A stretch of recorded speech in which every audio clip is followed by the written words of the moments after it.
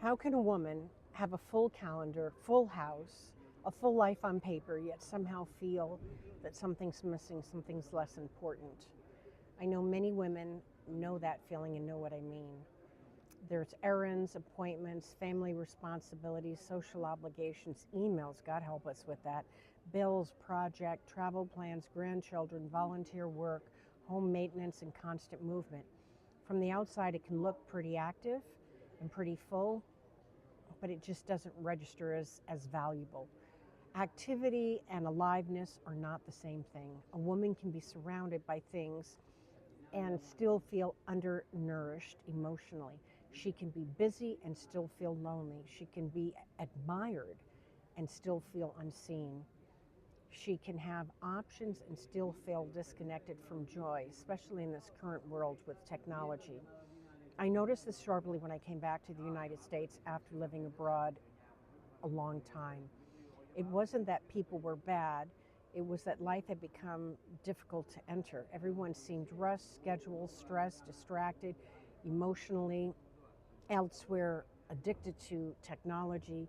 There was no movement of value, but there wasn't much warmth in that entire situation.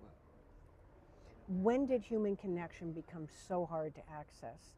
That was one of the biggest shocks for me moving back to the States.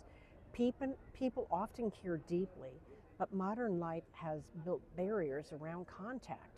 Distance, long commutes, busy schedules, financial pressure, screens, exhaustion, polarization, we won't even go there, over planning, fear, everyone waiting for a better time that rarely ever comes.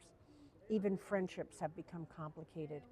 You need calendars, notice, you need time to drive, coordinate, there's traffic, and then you hope no one cancels on you.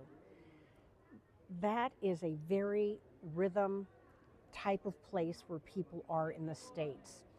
In Italy, they still meet naturally in public places. They run into each other, they get coffee, they linger for errands, they invite each other casually. Those repeated small moments matter. They create texture in life. They remind people they belong somewhere. It's truly a blessing in Italy when you find a community to belong to. What if many women do not need more stuff? They need more life. Sometimes people think the answer is to purchase a remodel, a new planner, another subscription, another self-improvement promise. Sometimes the answer is simpler and deeper. A beautiful place to sit, a table with people you enjoy, a reason to get dressed and go out, a walk with someone who knows your name, a conversation that's genuine, laughter that is not scheduled, a meal that slows down the day, something to look forward to. That is one reason Italy affected me so deeply. It reminded me that joy is often built through ordinary rituals, not dramatic reinventions.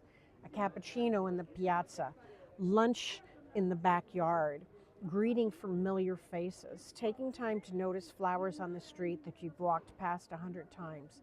Life has become full of tasks and can still feel empty.